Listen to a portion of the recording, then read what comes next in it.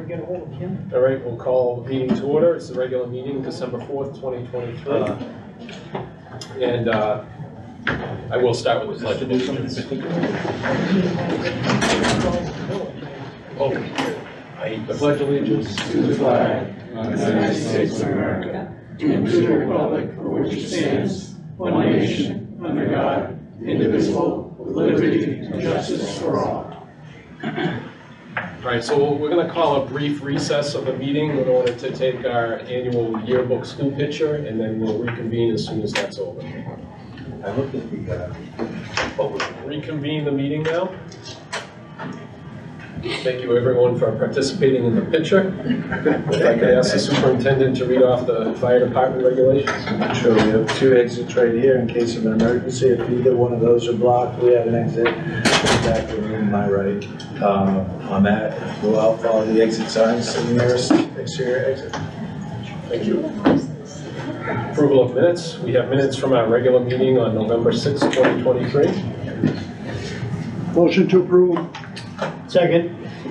A motion from Mr. Peter Shaw, second from Mr. Timothy Shaw. Any questions, omissions, changes? Hearing none. All those in favor of the motion to approve? Aye. Opposed? Any abstentions? Motion carries. Wait. We got two abstentions, Mr. Rennie and Mr. Kowski. Approval of warrants. Warrants hopefully circulating around. They're right here. Okay. If I could ask for a motion to approve and sign the warrants. So moved. Motion from Mr. Shaw, second from Mr. Beal. Any questions? All those in favor of the motion? Aye. Opposed? Abstentions? Motion carries. Correspondence. Mary? No correspondence this evening? Student Advisory Committee. Welcome back, Kirsten. There are many good topics that I wanted to report on this week. First, right before Thanksgiving, we held another pep rally, and everyone loved it just as much as the first one that we held. The pep rallies have been a wonderful way to raise school spirit and allow students to have fun right before big events. The day after that, our football team played in the Thanksgiving game, which Bay Path won for the first time in 5 years. The football team also won the state vocational title last Wednesday. Many students attended both away games, including myself, and they were both two successful sporting events for the school. The school also hosted the Chowder Fest a couple of weeks ago, and there was a huge turnout. Everyone really enjoyed the event. Also, just this weekend, we hosted our annual Santa's Breakfast, which I volunteered at, and it was extremely popular, just like the past years. Winter sports are also starting currently. Teams have been picked and games are beginning to start, which will allow for more school spirit to continue being high. And also to touch back on the surveys, we have been in the process of creating the first one to send out to students. I presented Mr. Brenner and Mr. Packard with my ideas, and Mr. Packard and I met today to formulate them. The survey is completely anonymous, so we get the most honest feedback. It includes questions on how students view how they fit into the building, their academic and shop experiences, and any new things they want to see implemented into their school learning. Each question, they can rate their feelings 1 to 5 and provide open response feedback. Mr. Packard and the student-run social media accounts will post about it to make sure as many students as possible fill out the survey. And this week, it'll be sent out to the students and we'll receive feedback and assess it for the next meeting.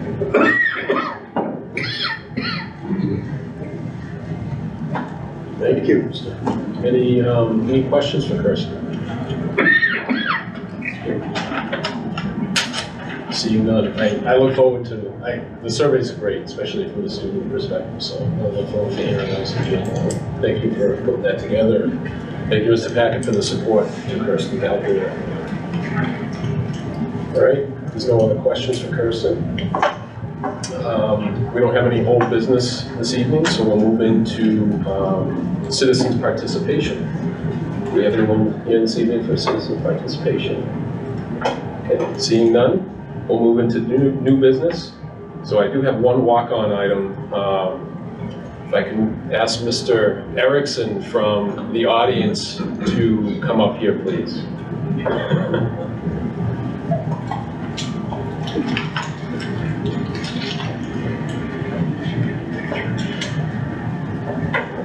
I know you don't want the attention, but I'm doing it anyway. So, when we were at the Maskey conference in November, Mr. Erickson was given a lifetime membership award, and I'll read this plaque off to everyone. It says, "Life Membership, Massachusetts Association of School Committees, presented to Mr. Don Erickson in recognition of distinguished service to the association and for your school committee service through which you advocated in the best interest of children, their families, and their communities." And what I'd like to note is that typically, it's my understanding that normally nominees receive a handful of nominations for this award. Mr. Erickson received 20 nominations across the state that led to this, how many? Over 20 nominations that led to this award. So congratulations to Mr. Erickson, and thank you for all your years of service.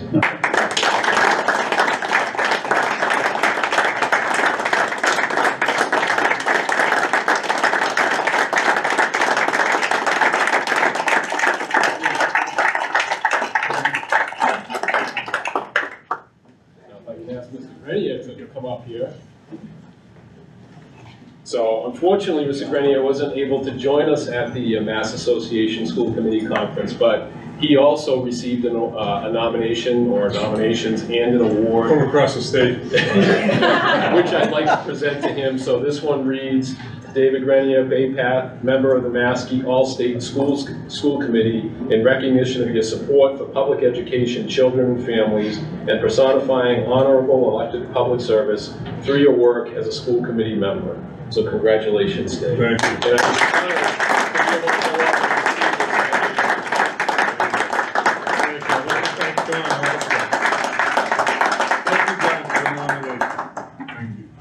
Well deserved.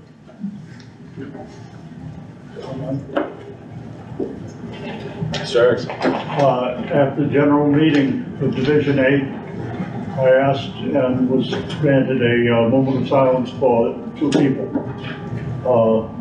Mr. Lyons and also Bob Wilby from our school committee. And it was well received because Bob had gone many times to this conference and he was well known in the group. Okay, I just thought I'd let you know. Thank you, Don. Thanks, Don. All right, next item on the agenda under new business, we have a presentation for curriculum updates, elevating student learning. Sure, through the chair. Dean is here, Principal Packard is here to update on all the work that we're doing to elevate student learning and curriculum. First and foremost, I want to say thank you for the opportunity to speak about this because this is what we do. This is our why. This is our purpose. Bring the highest level of learning to every student that comes before us in our classrooms. And even before I get into this a little bit, I want to give just due to the people who have really done a great job behind the scenes. Dr. McGuan, curriculum coordinator, has been absolutely instrumental in rolling this out. And I want to thank also our teachers who are keeping an open mind. Growth mindset is going to get us where we need to be as we continue to look what our evolution will be like. But I also want to recognize Julie O'Connor and Jen Rio for their jobs as our focus instructional coach and our testing specialist. Without them, we wouldn't be able to get where we are. Without the support of the committee, we wouldn't be able to take these steps moving forward. So, elevating student learning, it's what it's all about. So if I could, I'm going to have Irene just hit the slides for me. Nope, you got the wrong one. You can use that one. Yes. There you go. So our work is divided into 4 categories. Universal curriculum maps and the horizontal alignment of those maps, data-driven decisions, instructional coaching, and calibrated feedback and evaluations. I also want to recognize Superintendent Brenner because when I came on, one of the biggest things that he was able to do right out of the gate is calibrate our administrative team to be on the same page. And it started with the discussion about what our shared goals would be that were going to help Bay Path be able to move from A to B to C to D. And in order to do that, we have to come down to a foundational level to really make this happen. Okay, go ahead, next slide for us. So the first thing we're going to talk about is the curriculum alignment, okay? When we came in here, we noticed that the teachers have done a really good job of creating their scope and sequence of what was important to them.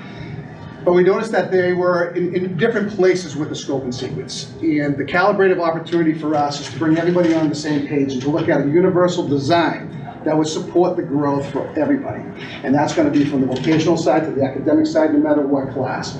So we laid out an inventory, and this is how it rolled out for us. Our inventory took place between September and October, when all the teachers submitted their copies of scope and sequence. We had a chance to evaluate them, what they looked like, where they were at. And then we looked at the leadership team to find a way that we were going to use, that we're going to universally design a system that was going to make it effective for all of us. The implementation part here is throughout this year, our format is going to be shared with them, and they're going to bring it all together. And it's our hope by the end of this first year, we have everybody unified with a system that's going to allow us to be able to move forward in the way that we have to. Next slide, please. Every decision we make here is not arbitrary or capricious from our end. We've used data to drive everything that we do, whether it's our academic goals, our MCAS data test points, our assessments that take place. So we have to utilize that data to start making our own roadmap. So our accountability was shared with all of our staff early on in the year in October. When we started writing our goals, even administratively, we looked at SMART goals using the data and what was going to be important for us. Collectively, as an administrative group, we decided that Universal Design for Learning was going to be something that we were going to focus on. It centers throughout our PD for the entire year. It's something that all of our teachers are going to be able to look at, utilize, and become more efficient within the classroom. So we're really excited about that. So the introduction now, we start to introduce what's called data cycles. These allow us to look at the data that's in front of us and help them make the decisions that we need to move forward, and help teachers to create SMART goals that will help drive the direction that they want to go. This is all going to lead towards a higher level student engagement, student-centered learning opportunity. So what we want to do essentially is we want to shift. We want to get to the point where we can shift our instruction going from teacher-driven to student-centered driven. Let the students decide, have voice and choice in their overall learning. Create equitable access and equity for all students, removal of barriers. This is all what Universal Design for Learning does. And this is what is it excites me because every child can be successful. And there's nothing better than watching a teacher get to a point where they can steer the educational ship and allow the learning to take place in the hands of students. You think about the power of that for a second. No longer do you have 22 kids just sitting there receiving the information full-time from a teacher. You have students now actively engaged in their learning process. And that gives them their purpose, their why they come to school. It's so cool to see it all happen, and we're really starting to get there. Another thing I want to just add very quickly is the introduction of data teams. We have a 9-member team that is a stipend team that come in. They look at our data points, they look at our MCAS scores. There are 3 ELA teachers, 3 math teachers, and 3 science teachers, all looking at this globally, trying to figure out exactly where we're at, and they're putting together their own information and their own goals, and they're going back to the departments with this. We're looking at creating common rubrics, common assessments, and all the things that are going to help drive the instruction forward that we need to do. Next slide, please. Instructional coaching, and this is where I have to give hats off to Julie O'Connor at this point in time, and Jen Reel, who has just established herself as the testing specialist. We did find a math teacher, finally found somebody, which we're excited about. These 2 individuals are going into classrooms. They're acting as coaches. We'll call it the intermediary between administrative team, our goals, teacher goals, and bringing it all together and providing strategies for teachers to be able to be successful. So what it does is it builds that bridge. We're looking to build that bridge of trust, that bridge of understanding that we're all in this game together and that we are here to make a difference for every child that comes in every classroom or every shop that we have. So it's very exciting to watch this play out as well. Next slide, please. Okay. Calibrated feedback and evaluations. Okay, so we talk as an administrative team that we want to use the same language. When we're going into classes and we're evaluating, we want to talk about teachers hearing the same thing no matter who the evaluator is. So what are our focus points? What are our key objectives when we're going into classrooms to provide these strategies? We put these into our SMART goals, and we're also asking here that the teachers are doing the exact same thing. So again, all the pieces of the puzzle are coming here. They're all coming right to the apex of what we're talking about, and that's student engagement and student-centered learning. And Dr. McGuana, I'm going to go back and say this again, instrumental in making this happen. She is out there, she's in classrooms, the whole team is out there doing the same thing, and we're all rowing in the same direction. And it's really cool to watch. And I really have to give a lot of credit to our teachers who are there, they're absorbing it, they're working on it. Growth is never easy, okay? And you know what? Never here in this building do I ever want to hear that it's anybody's fault for where we're at. Because collectively we're all responsible to go to the next level. Sometimes that means doing something other than what you're used to doing, okay? Because we don't have the same children in front of us that we had pre-COVID. They're different, okay? So our strategies have to become different.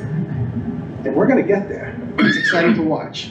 So, again, I think that's all I have. Is there one more slide? Oh, I have a big thank you after that. So very simply, it's really cool to watch this happen. It's great to watch the teachers have a smile on their face. They're absorbing as it comes to them. And what's around the corner is exciting for all of us. And I can't wait to see what that's gonna be. Thank you, I appreciate it. And Kirsten, great job today with me. That will go out tonight, okay? Thank you. Thank you, Dean. Well, Any questions, Dave? This packet, it's good, it's exciting to hear something new, coming in. Is there a timeline? Is this a 2-year process, 1-year process? so this first year, I'll stand back up so everybody can see. Okay. One of the things about leadership is you have to gather as much information as you can about the people in the trenches. Okay, they are we'll call it the conduit to success. Our job is to figure out what they know, how much they're willing to be able to look and listen and be coachable for us to be able to help them get to the next level. So yes, by the end of this first year, we should have all of our scope and sequence completed. We should be ready to roll coming into next year. We should have activated teacher voice and have that opinion all built into this as well. So I know that going into next year, we'll have a repository built of scope and sequence that's going to be universal in design. Because presently what we have is we have scope and sequence, but it's from A to Z. It's all over here. And it's not because of anybody's fault. At the end of the day, the more uniform you make that, the easier it is and more accessible it is for everybody. If I can do a follow-up? Sure. Can we get a follow-up on this process, probably like in March? Absolutely. And I would be interested, and I know you're doing a great job with it, and I applaud you for that. And the teachers too, who are jumping in with all of this. When you come in with change, particularly when you come into somebody's classroom, and now you're gonna tell them, this is how you may want to think about doing something, teachers' heads can explode.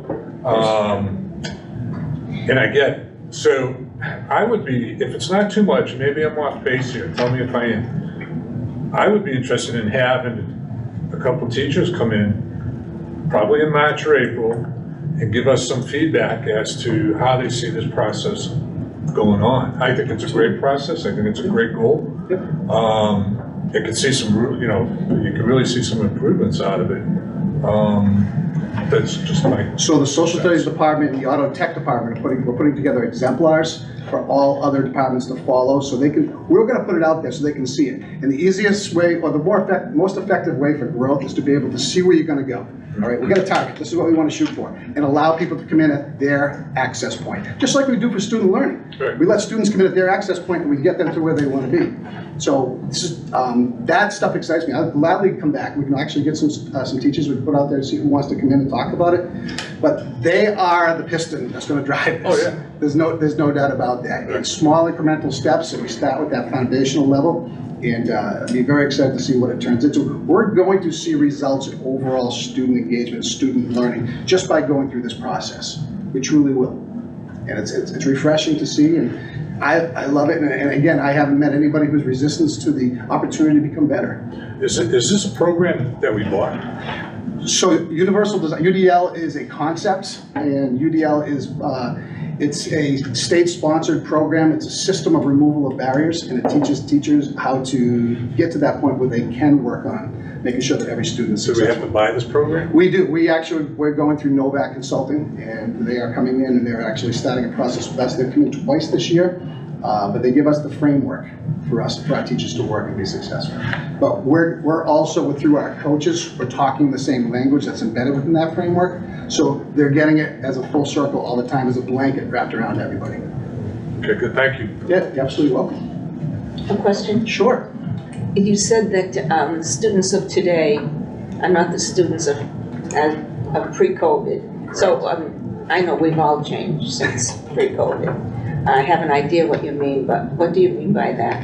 Well, the learning styles in students, they have changed. Their attention span has changed. You ask any teacher in a class of 20 to 22 kids how to captivate their attention and keep them motivated for 43 minutes, doubled up twice back to back, it's hard. So we have to give instructional methodologies to take it off the teacher and put the onus of learning back on the student. So we can have our standards that we have to cover, but the unique roadmap roadmap to get to those standards, every student is at a different place. So you can center your instruction, you can put learning centers going on. There are a lot of things you can do to drive the learning. But the one thing you don't want to do is have a teacher teaching and standing in front of a class for 43 minutes orating what's going on, because the kids are checking out in 5 minutes. It's just the reality of where kids are today.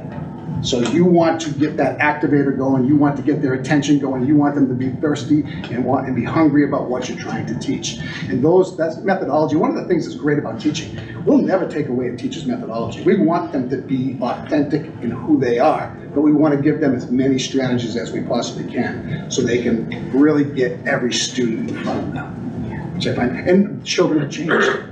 The need for their education has changed. The need for how they learn has changed. And it's going to continue to evolve. And that's why they always talk about all these conventions, and we had just gotten back from CTE across the country, and I've connected across the country with educators all the time. And we talk about growth mindset and how important that is.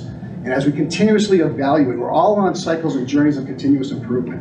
And even in the classroom, we have to look at it that way. There's no I got you here, there's how can we support you here? And that excites me the most. That's the coach in all of us.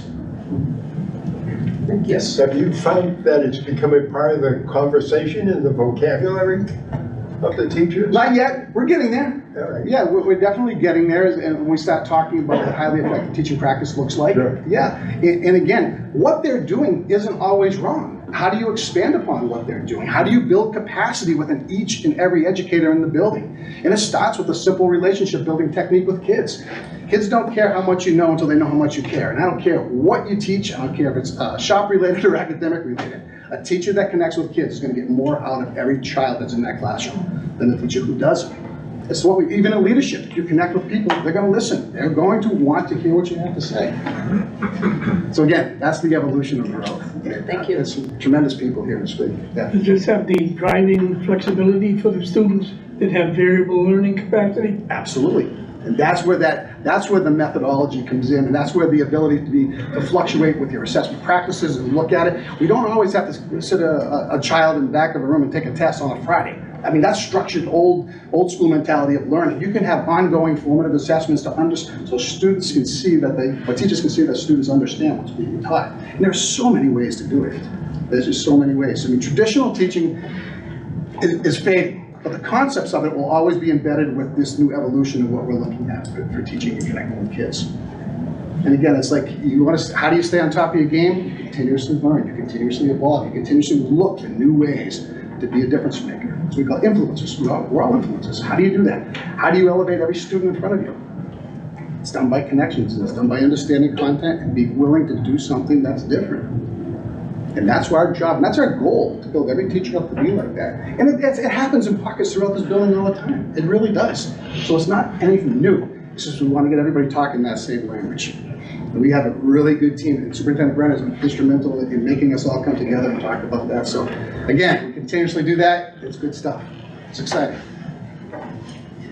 Thank you. You're welcome. I got one last question. I was waiting for everyone to be, so I'm just curious. I'm trying to get my head around how we move from that teacher-driven to student learning-driven. Can you tell me what that looks like and how that? I'm going to be honest with you, it takes time. Yeah. And it takes patience, and it takes having grace, and it takes having the ability to do things that you're uncomfortable with. And when we talk to teachers through our evaluation process, we're going to say, no, you connected with kids, absolutely, but can you think about it this way? How can you hand the baton of learning to the children? Okay, you know your objectives are all on board. This is what we do that here. Okay, we know what's going to be taught, but I want every one of those students from 1 to 20 to be able to say, I knew exactly what it was. I had a voice in this. I had the ability to have discourse, talk. I was able to discover within the learning process, and it wasn't just be quiet, sit down, listen to me. I'm going to talk to you for 43 minutes. Don't ask any questions. And I'm being facetious when I say that, but we have to lose that. We have to say to every kid that walks through the door, where are you at? How can I help you? How can I get ensure that you understand this when you leave? And that's where we want to get everybody to. And it takes time. It takes time. You've got to be able to, celebrate the good things, and you have to be able to talk about collaborative practice and how that goes from classroom to classroom. How do you bring departments together? How do you build those bridges? And once those bridges are built, guess what? The systems take care of themselves. And that's the cool thing about this puzzle. It truly is. And you wouldn't have people in the stands tonight. We have teachers in the background here. They're good at what they do. They're very good. How do we make that permeate throughout the entire building? Is the question that I look at all the time. I say, how can we get there? And that's from our classrooms to our fields, to everything we expect all of our kids. The portrait of a Bay Path student, what should it look like? What do we expect? And that's all embedded within the systems that we're trying to teach. How has the response been from our excellent teachers? Good, it's good. I mean, I'll be very honest with you. Sometimes those conversations are like, oh, what do you mean? You know what I mean? But at the end of the day, we have to show them the positives that they're doing. And then we have to say, here's the bigger circle.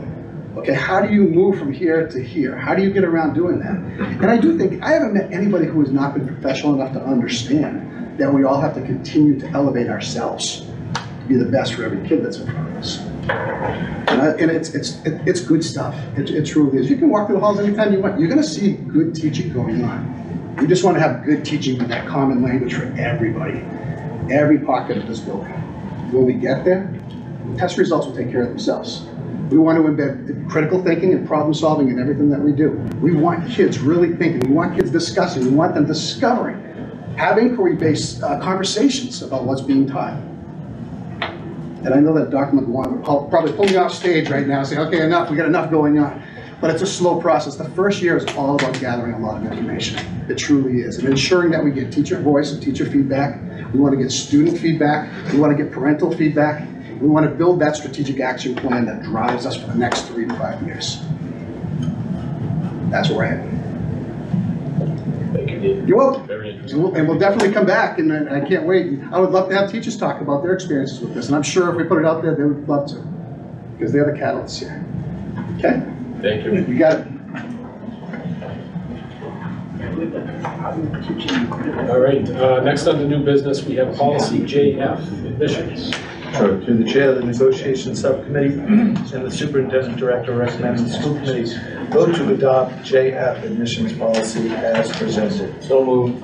Second. I'll talk to you about it. Any questions or discussion? All those in favor of the motion? Aye. Opposed? Abstentions? Motion carries. Item C, surplus equipment. Through the chair, the superintendent director, the vocational director, and the school business manager recommend the committee vote to place 1 clean and easy wax roller, 1 DEP Live wax unit, and 1 UV sterilizer of no value on the surplus equipment list to be disposed of according to the school committee surplus equipment policy using the most appropriate method available. So moved. Second. Motion made and seconded. Any questions or discussion? All those in favor of the motion? Aye. Opposed? Abstentions? Motion carries. Item D, acceptance of grant awards. Through the chair, the superintendent director, the business manager recommend the school committee vote to accept Fund Code 240 IDEA grant in the amount of $362,806. Fund Code 305 Title I grant in the amount of $207,420. Fund Code 140 Title II grant in the amount of $30,218. Fund Code 309 Title IV grant in the amount of $14,647. Fund Code 274 IEP TARP grant in the amount of $11,765, and the 400 Perkins grant in the amount of $238,088 as presented. So moved. Second. The motion made and seconded. Any questions or comments? Just one comment. I know typically grants require a lot of work and application process, so whoever on the team took part in that process for all of these grants, thank you. All those in favor? Oh, John. Could you go into a little detail? Like, are these for specific programs at the school? It sounds like exciting news. Could you just briefly, like not 10 minutes, but maybe generally what each one of these? Briefly, I can, hang on. That talks about it, but yeah, so IDEA is for individuals, disabilities, so that covers teachers, paras, professional development, and all things tied to our special education department on that. Title I, supplies for teachers, And as well as teacher salaries tied to reaching disadvantaged students and bridging achievement gaps, so reading specialists and so forth like that, help fund those. Title II, our paras, materials for paras, instructional, leaders tied to improving teaching for that. And Title IV, community services and materials tied to community engagement for SPED PAC and LPAC meetings and so forth. It's a struggle to get parents to come in for those. IEP, creating a team, that's a grant we just went out with new IEP structure that comes out, so that primarily will go to training for our teachers and our staff here to be train the trainers so that they know how to fill out the new individual education plans for our students in special education on that. And Perkins is the federal grant that applies to all career and technical education throughout the country. So all Chapter 74 qualify for Perkins money, and that's supplements, anything that supplements vocational learning in a school, career and technical ed. So that could be Skills USA funding, that's ACTE, our teachers who just went out to the national ACTE Vision 2023 conference. That's for equipment that will supplement hands-on learning. So again, supplement, not supplant. So additional materials on that. Thank you. Okay. All those in favor of the motion on the table? Aye. Opposed? Abstentions? Motion carries. Next up, Maskey policy review proposal. So I would suggest that we table this based on the input and the conversation in the policy subcommittee, where we have a couple questions that we're going to seek out between now and the January meeting, specifically what are other districts doing, how often are they doing it with regard to the policies and reviewing them, and whether any are doing in-house practice in order to keep the policies up to date. And so when we have more information on those items, we'll circle back in January. Next item, approval of second shift custodial supervisor and building. Point of order, Yes, sir. we need to vote that. Yes. Okay. Is there a motion?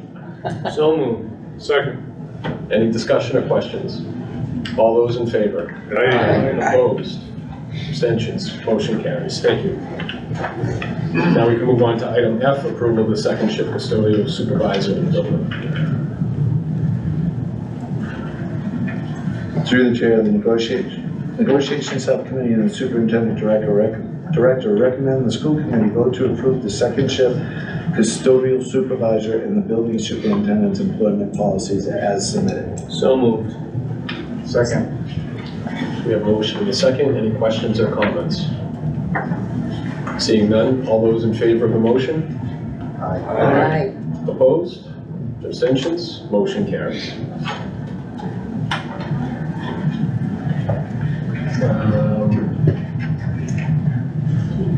Item G, ratify the BPTA memorandum of agreements dated September 1, 2023 through August 31st, 2026. Through the chair of the negotiation subcommittee and the superintendent director recommend the school committee vote to ratify the BPTA MOA dated September 1st, 2023 through August 31st, 2026 as written. So moved. Second. Motion and a second. Any questions or comments? I'll just reiterate the comment that I had in subcommittee. I just want to thank the negotiation subcommittee, the administrative team, BPTA membership, and union folks that took part in negotiations. It wasn't an easy road, but I'm sure everyone's glad that we're now at the end of that road and at this point. So thank you to everyone for their efforts. All those in favor of the motion? Aye. Opposed? Abstentions? Motion carries. Item H, prep periods. Through the chair, the superintendent director recommends the school committee vote to uphold the previous vote taken by the negotiation subcommittee on December 5th, 2022 regarding teacher prep time, as the teachers were compensated during the last contract negotiations to receive a one-time compensation in the form of a percentage on their base salary so as not to continue to be paid for class coverages or lost prep periods. Additionally, the superintendent director recommends scheduling a meeting with individual lead teachers to discuss their concerns and recommendations in person. The intent being to open dialogue with affected programs to collaborate on a solution that meets the needs of all stakeholders. So moved. Second. So motion and a second. Questions or comments? I have a comment. Thanks to some feedback from fellow committee members, for the first time ever, I will just be reading the summary rather than speaking out. I am appealing to this committee once again regarding the ongoing outside shops prep period issue. I will do so by reading this prepared statement so as not to lose this very important message amidst my own passion and sometimes overly assertive approach. If that approach has offended any fellow board members, I apologize and promise to try to do better. I'll reiterate, this is not a personal issue, but rather an equity and time on learning issue for students. Let me share the history related to the subject of the outside programs and the past practice of the preparation period reimbursement. I apologize ahead of time for the lengthy statement, but I wanted to be thorough and factual. Over the last 25 years, and in some cases longer, outside shop instructors in the areas of cabinet, carpentry, plumbing, electrical, and health assistant have been reimbursed a small amount of money, $15, because they regularly missed out on the contractually agreed upon prep period. This practice was instituted over a quarter century ago to ensure that their students receive the same hands-on practical training that their classmates are receiving back to school. Meanwhile, instructors were compensated for having to do their class preparation and planning outside of the regular school day. This practice was not exclusive to the 5 programs listed above. Occasionally, other shops did typically work off property, would do a job with their students to benefit ascending town. Example, masonry students with their instructor building an addition at Shepherd Hill High School. The instructor in this case was reimbursed $15 a day for a preparation period not taken, allowing students to work a complete 6.5 hours, just like their classmates were doing back at Bay Path. This practice should not be confused with the change of the last contract, which allowed teachers, both academic and vocational, a one-time salary percentage increase. This one-time increase was allotted for class coverages and/or lost prep periods.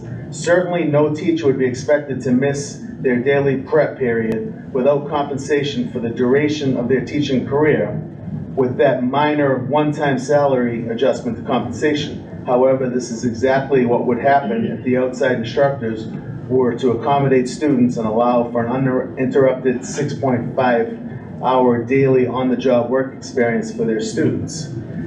Some of you have a copy of the MOA that states the reasoning behind the last prep period conversation, so I won't get too deep into that, but I will say that a teacher who volunteers to cover an extra section or course to include planning and grading for an extended period, 1 week or more, due to extended absences of a colleague will receive $100. That was part of it.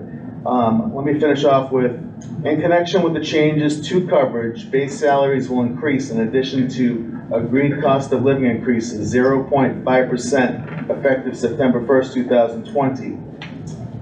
The parties have also agreed that the last day of school, all right, that one doesn't have anything to do with it. So basically, what they're saying there is that due to a shortage of substitute teachers, this language was put in place so that we could get teachers around the building to go ahead and cover those classes without having to pay them. That was what that money was for initially. So it's separate from what's happened in years past. The above language took the place of language from the 2017-2020 contract language below, essentially leaving the outside program teachers on an island with no suitable language. This was an oversight by both the district and the Bay Path Teachers Association, with the result being a loss of hands-on learning time for students. Please see past contract language below, which equitably addressed the preparation period issue and allowed students to work on outside jobs uninterrupted.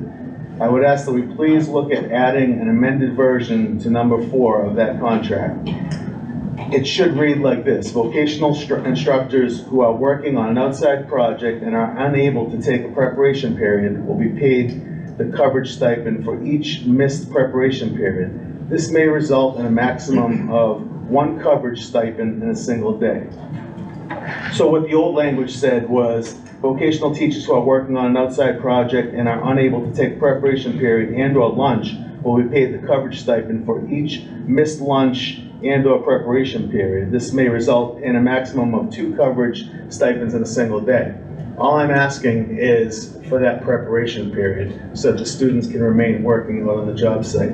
I sent this document to many of you, but I sent it at the last, the 11th hour because I didn't have the advisory minutes.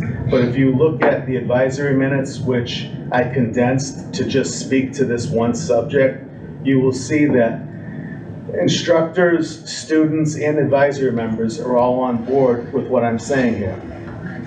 The superintendent shared the following with a parent and entire school committee in response to downtime outside shops is subjected to daily.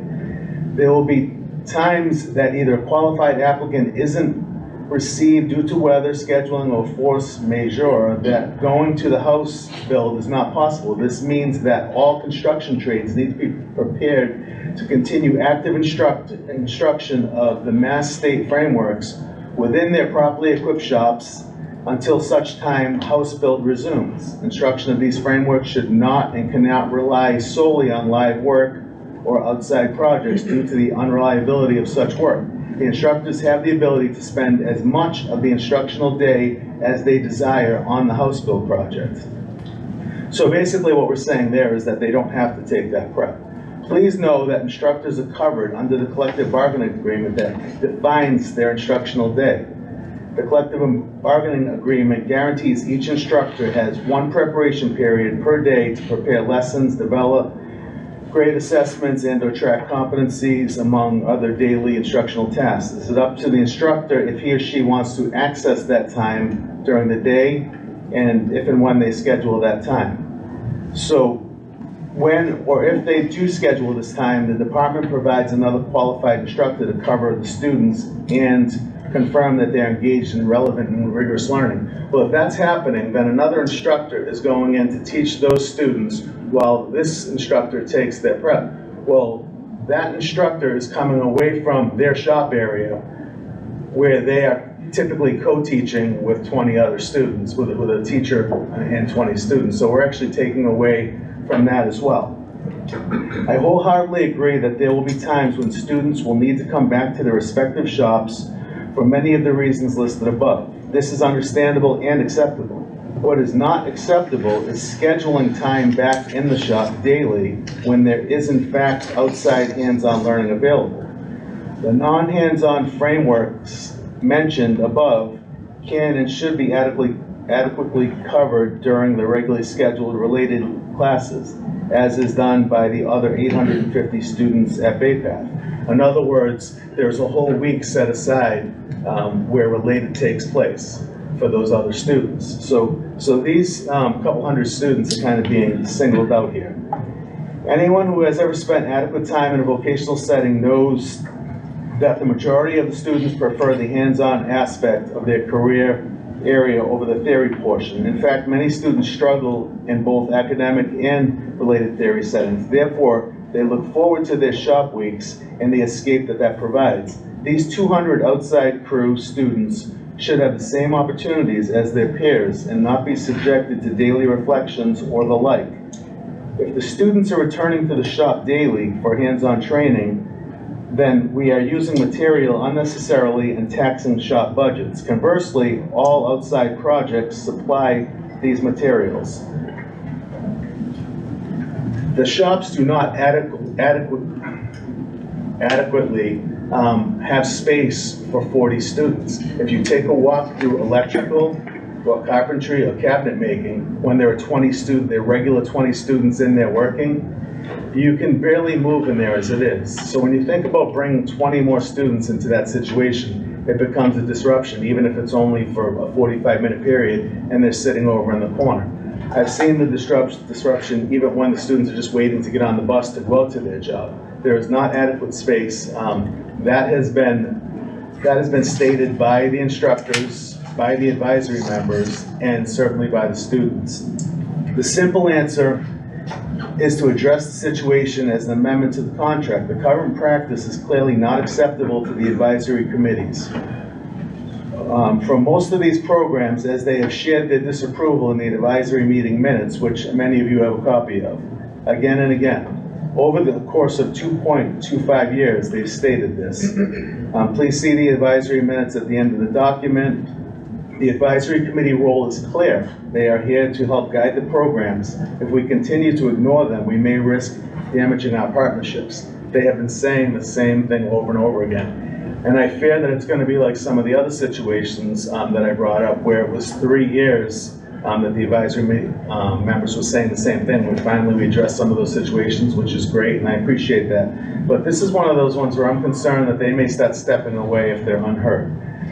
If each outside instructor from 5 programs was paid a stipend of $15 per day for the entire 184-day school year, the total amount paid would be $13,800 out of a $28 million budget. Realistically, we would never reach the above number in stipends because there are many occasions when instructors are not on the outside job site on a particular day. These include work on the Bay Path property, early release days, skills testing, etc. I'm not asking for consideration myself and my family. By mid-year, we will no longer be affected by this issue.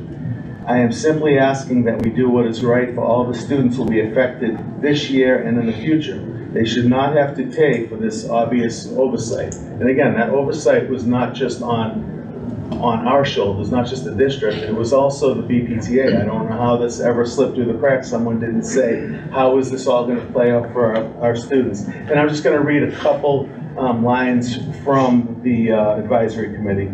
The tough part is the classroom is the outside location and the lesson is based on that project and needs to be taught there. Holding back for one period only hurts the students' time on learning. Another meeting.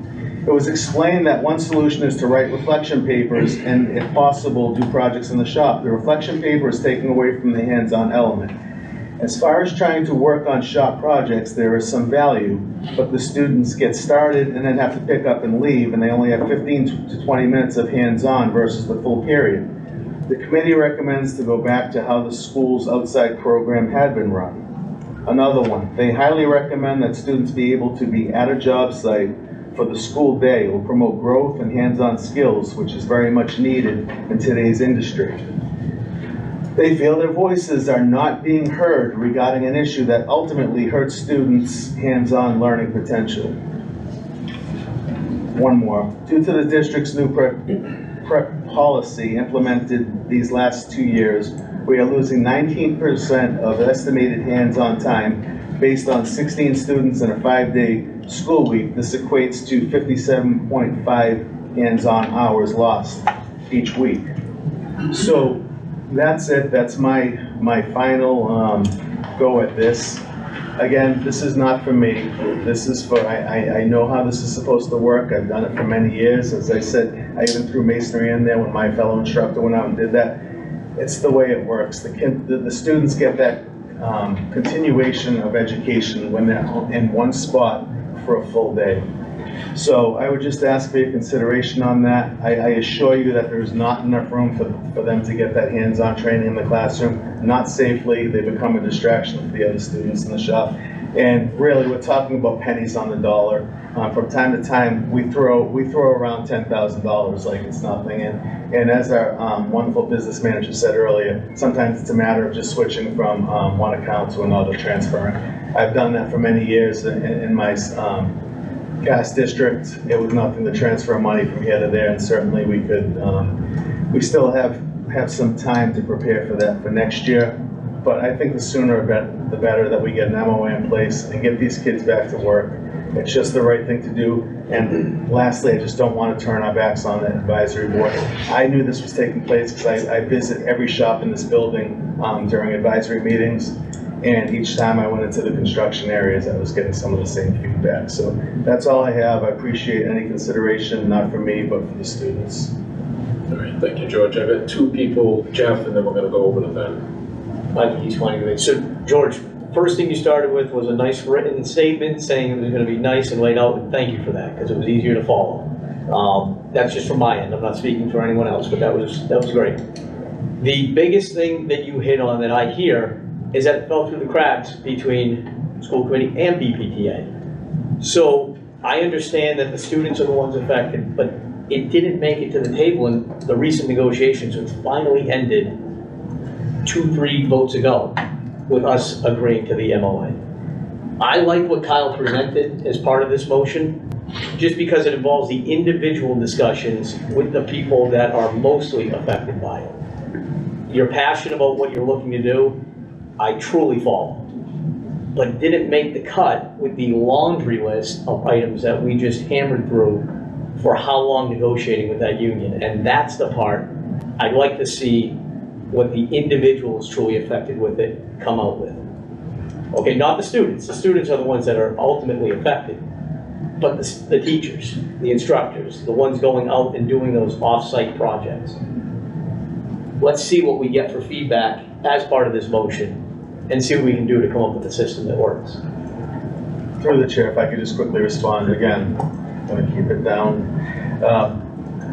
My concern there is just because the BPTA didn't bring that forward as an item, and we didn't bring that forward as an item, even though I've been talking about it for a couple of years, doesn't mean that it's still the right thing to do is to ignore that. And I don't see where a conversation happening with the instructors is going to fix the problem. I hope it does, but I gave you a pretty simple out. It's a simple side letter in a contract that gets those kids back to work rather quickly. And I appreciate what you're saying, that it should have been bargained, but because the BPTA may have dropped the ball on it, doesn't mean that we don't have a responsibility as a district. I'm not trying to get these teachers $15. I'm trying to get these teachers back on the job site. This has nothing to do with us butting heads with BPTA. This is a situation where we should have known better, and they should have known better, just like that original contract 3 years ago.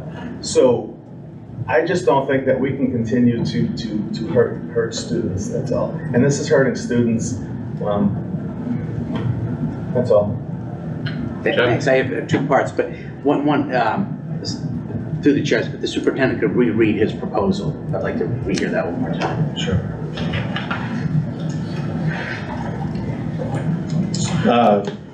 Superintendent Director recommends school committee vote to uphold the previous vote taken by the negotiation subcommittee on December 5th, 2022 regarding teacher prep time, as the teachers were compensated during the last contract negotiations to receive a one-time compensation in the form of a percentage on their base salary so as not to continue to be paid for class coverages or lost prep periods.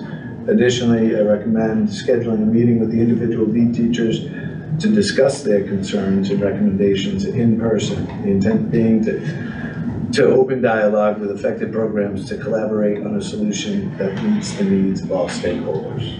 Got it, thank you. Just one note, I'm concerned, it's starting to sound like we're talking about collective bargaining issues or, proposed bargaining in open session. So I just think that that's something we should be careful about. I mean, I've heard the term bargaining, negotiation. The contract's been settled. So, I mean, I think that if there's an opportunity to revisit that, it should be at the next contract negotiations in that format. And I think we shouldn't really rebargain, or should be very careful about rebargaining items at the table in open session. Any other questions or comments? Through the chair, I think sitting down with the lead teachers and the stakeholders, the advisors, and explaining the purpose and how this came about and what other schools do. So we did canvass our counterparts, and 5 for 5 have indicated that, they take their prep at school. Occasionally they choose not to take their prep and they just go to the work site with the students. We don't provide additional compensation if they don't take their preps. Teachers that want their preps take it first period, then go out. Our instructors eat lunch with their students on the job site. Ideally, they take the prep on campus either the first or last period of the day. Off-campus teachers take their prep either first or last period of the day. So It is about equity. George, I want to thank you for the coaching statement that you made, and that you opened the dialogue, and that needs to happen at the teacher level with the administration, sitting down and talking to the director or the principal or myself present and saying, hey, how can this work? How can we do this? What works best for the students? Concerns I have are the statement that shop space is inadequate for 40 people.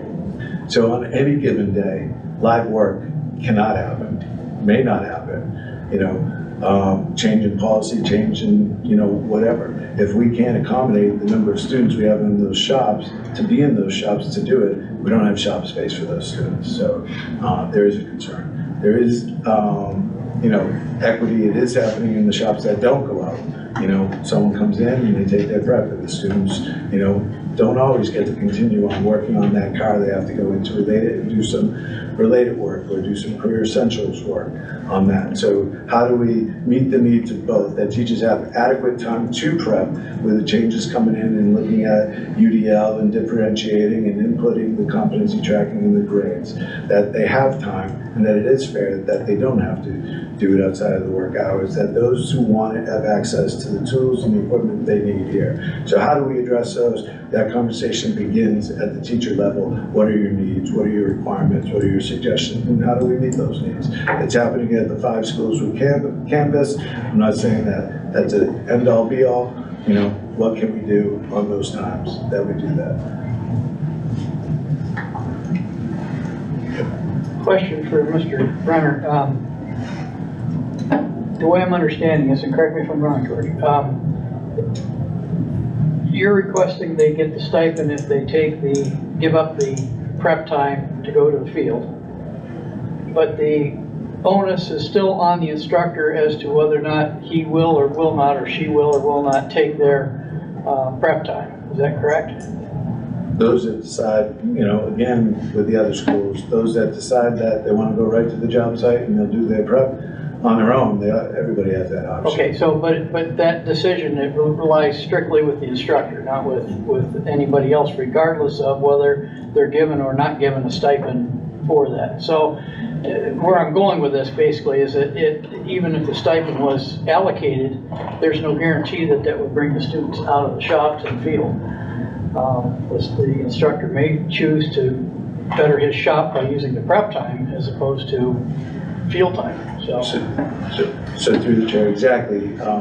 Those that don't choose, but the onus is on us to provide them adequate prep time, and the onus is still on each instructor to have lesson plans, daily lesson plans, and to be updated with their assessments and competency trackings for certain time periods through the day. So they are still required to perform the duties that they perform during the prep period. So if they do it on their own time, or if they want to take the time here to do it, so it would be up to them. Like, now I'll take care of this and spend $15, and I'll do it on my own time.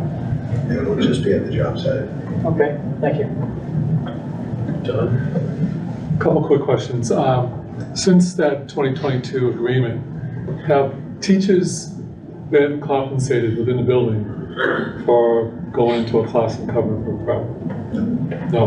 Not unless they do it beyond as the contract stated, and we just updated in the MOA that if they're doing it for a prolonged period of time with lesson plans and grading, that they will get that $100 per class period, and it's just gone up to 1/8. Okay, so just if they needed someone to 8th period, they go in there without any compensation? Mm-hmm. Okay. Administrative duty. Right, administrative periods, okay. Yeah, with the backstop that they're guaranteed 1 prep. Okay.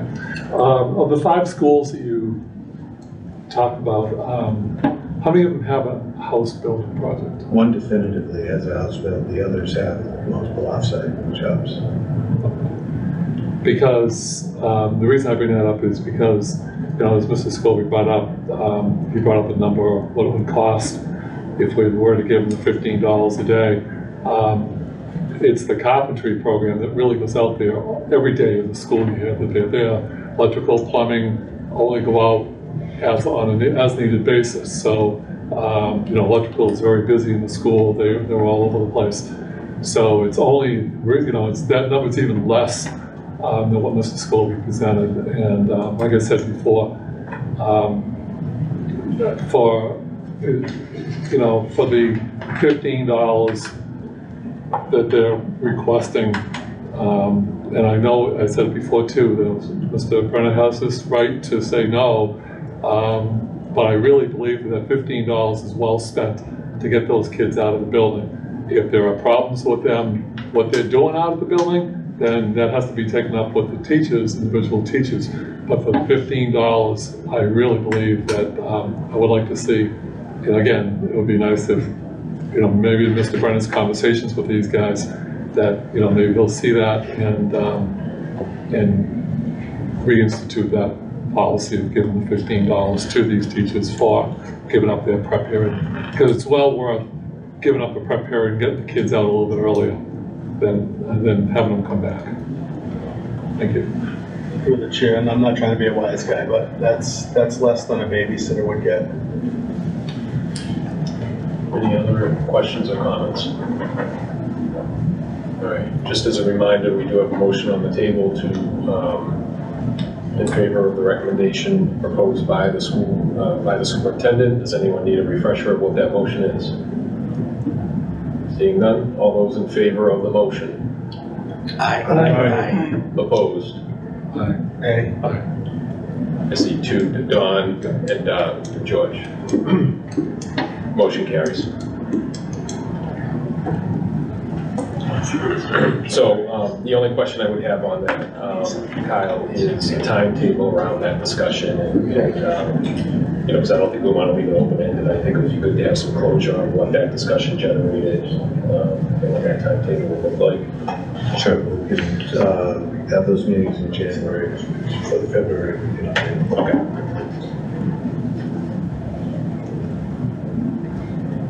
All right, moving into the next section, C, information and proposals. Item 1, report from the superintendent director. Through the chair, I submitted a written superintendent report. I'm prepared to answer any questions, should anybody have them. I do want to just point out, as Kirsten already did, several great things going on. Chowder Fest was standing room only at capacity. Our Santa's breakfast was well attended. We don't have the final numbers on how much was raised to fund scholarships and mini grants for the Bay Path Ed Foundation. But I think the initial reports, they were on par with previous years for money raised on that. Very excited to bring the Battle of Buffum Trophy back home after 5 years. That was an unbelievable game, right, Mr. Grenier? A little bit chippy, but hard fought game, and brought the trophy home. And then we went on to the following week on last Wednesday. We had our school vocational, again, a thrilling game right to the last minute on that. Our students did a phenomenal job, and it was well attended by our students as well as staff.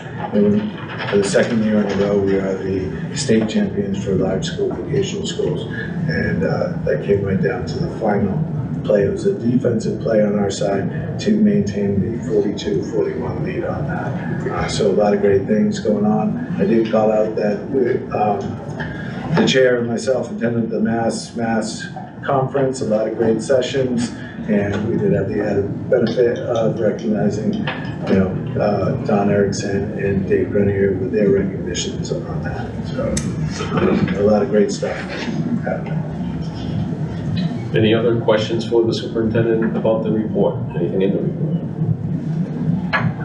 report? Seeing none, we'll move on to subcommittee reports, and we'll start with the audit subcommittee. Mr. Caldwell. Nothing to report? Budget subcommittee. Sure. Nothing yet. Building and grounds. We had a meeting earlier this evening. We discussed two topics. One was the update on the HVAC bid, and Mrs. Hull explained that it's getting ready to be sent out to bid. She's just checking make sure all the options are taken care of. And the other one was, we talked about the draft athletic field master plan that we got back from Gail. And we decided to ask them to send a representative to our next school committee meeting so that they can present their findings to the entire board and to any of the audience participants of the next school committee meeting. That's it. Thank you, Don. Negotiation subcommittee, Mr. Finney. We had a meeting also earlier this evening to vote on the BPTA MOA and also on the employment policies for the second shift custodial supervisor and the building superintendent, which were brought forward to the committee. We have a Zoom meeting on Wednesday at 1 o'clock or 1:15 to lay the groundwork rules for the administrative negotiations. Administrators negotiations, which would be the last leg of all EP unions for the next 18 months. We will start it again. So that's all I have. Okay. Oh, I have one other thing. Yeah. I'd like to make a recommendation. We're talking about the custodial supervisor and the building superintendent. This building continues to be in excellent shape and appearance, which is so important when people come walking through. With the committee's permission, I would be happy to draft a letter of appreciation to both Ken Wright and Mr. Fulgenetti and thank them and employees that keep this place up, and then have everybody on this committee sign it for them. I think that would be a nice gesture on that part. They deserve it. Very nice. I tell them. And I would do it for the January meeting. I'll have it ready for the January meeting. I don't imagine we have any opposition to that. Anybody opposed? That's a good idea. Yeah, thanks, Dave. Okay, all right, thanks. Policy subcommittee, Mr. Shaw. We had met earlier, discussed the MASC policy review proposal, and we took no action on it. Brought it forward to the regular full school committee. Okay, thank you, Peter. And the warrant subcommittee, as stated earlier, hopefully the warrants are circulating, everyone had a chance to sign it. Under future business, our next regular meeting will be held at 7 o'clock, January 8th, 2024. I believe it's already 2024, right here. If anyone has any items, please forward them along. For the agenda, on the agenda already, we have the Gale Associates present, assuming that they'll be able to attend that meeting on the field study.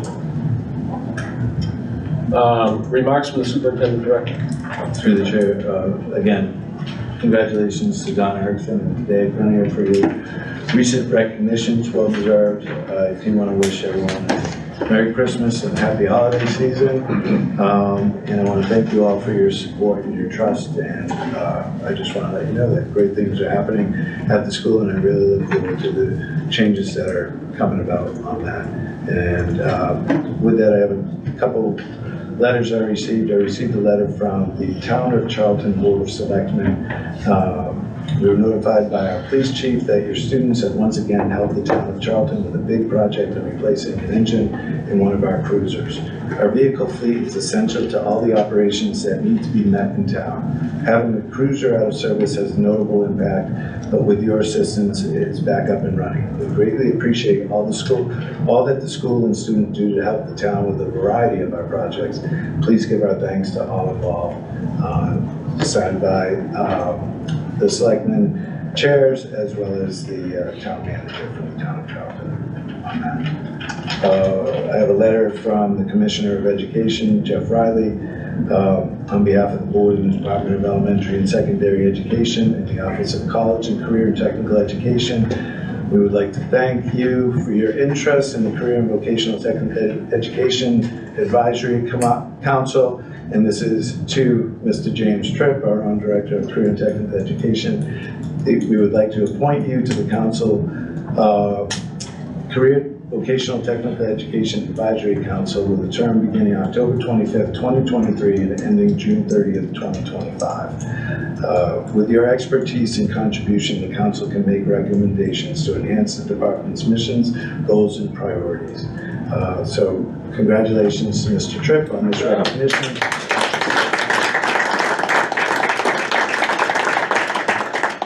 They have the right Jim Tripp? Yes, there's only one James Tripp Vilkavicius. Okay. There might be some other Jim Tripps, but other projects that we're doing outside the Charlton Fire Department, we created some notepads from our graphic communications, Second Chance Animal Services. We detailed their van and automotive collision, and we provided rock cards. And I'm sorry, I don't know what a rock card is, but rock cards for them through our graphic communications as well. And I do want to address, Mr. Schur, you had some questions on admissions at the last one, and I said I would follow up. So the question was asked, how many students who have been accepted to the school and enrolled at the schools received 25, the top points in academics.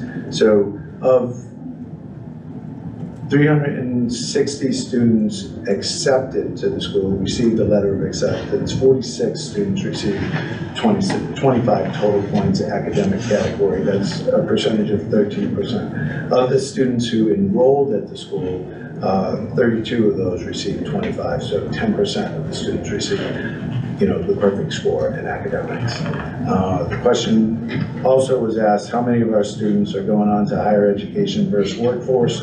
We looked at a 5-year period, a total 2019 to 23 post-graduation plans. Students going on to higher education, I do want to call out that that's any education postgraduate, so that's a technical school, community college, or a 4-year school. Of the 1,249 total students over that 5-year period, 693 went on to higher ed, or 55% of our students. 514 went into the workforce, or 41% of our students entered the world of work. And 42 students are proudly serving in one of our services branches, or a total of 3% over those 5 years. The individual yearly breakdown from 2019 to 23 equates to pretty similar. 2019, 64% higher ed, 33% workforce, 3% military. 2020, 49%, 47%, and 4% in the military. 2021, 57% higher ed, 39% workforce, 4% military. 2022, 50% higher ed, 48% workforce, 3% military. And 2023, 57% higher ed, 40% workforce, and 3% in the military. Thank you for those stats. And that's it. Comments from the committee? Mr. Green? No, thank you. I just wanted, I can't believe it's Christmas already. Hope everybody had a good Thanksgiving, and wish everybody happy holidays. Relax and recharge. Well, congratulations to David and Dawn, and Merry Christmas and Happy Holidays to everyone, and the Santa breakfast was great. Ben? Sir? Just Merry Christmas to all, and to all a good night.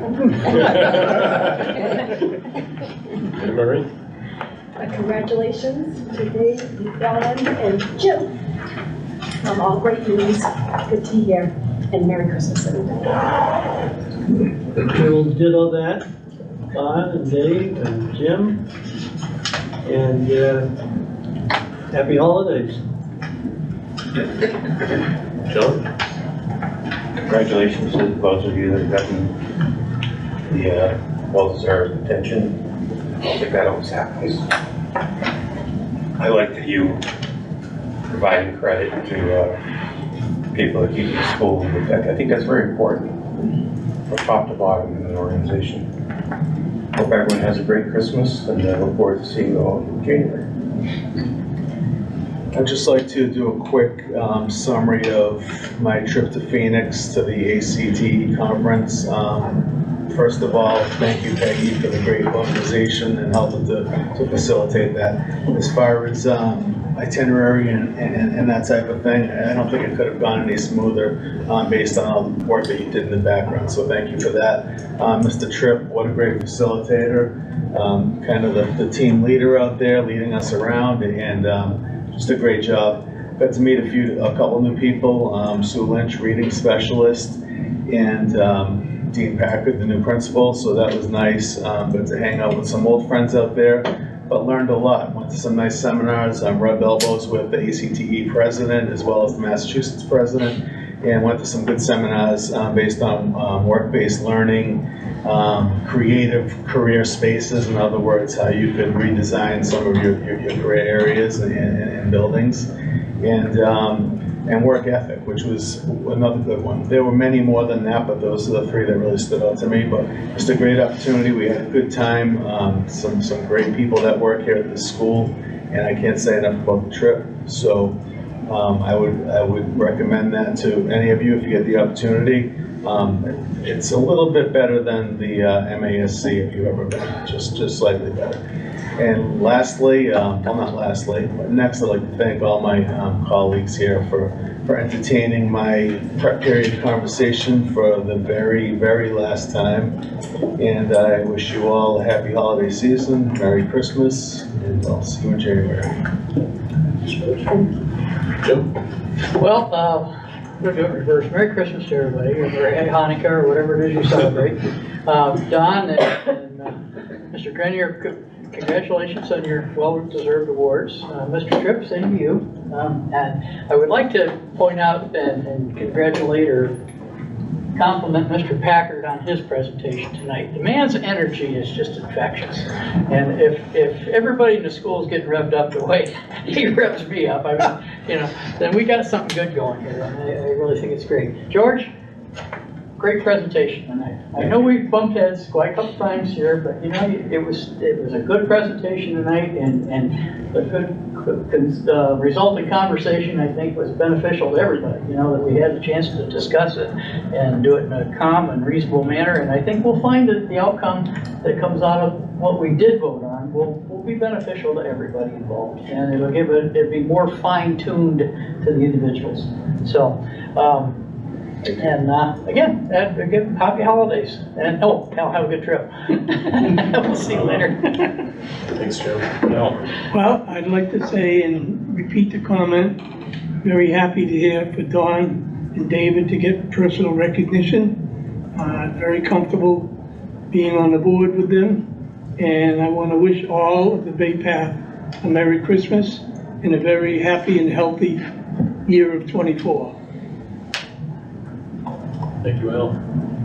Peter? Congratulations, Dave, Dawn, Jim. Also, congratulations to the football team. They well-deserved compliments. And Merry Christmas and Happy Holiday to everyone. I'll make it easy. Merry Christmas, Happy Holidays, and a Happy New Year. Most importantly, be good. I'll make it easier. All set. Congratulations on your recognition for your contributions to education, and the best for the holidays. And I wish that we all be here a year from now to be able to wish everyone the same thing. Happy holidays. Thanks, Bob. Dave, Dawn, Jim, congratulations, and Merry Christmas, everybody. Thank you. There was just one thing I forgot to mention in my report before. On Wednesday, there's a breakfast for those who received the John Abigail Adams Scholarship. I was one of those students, and a few of my other classmates also received it, so I just wanted to let you guys know that that's happening. Congratulations. Congratulations, Chris. And congratulations to all the students that received that.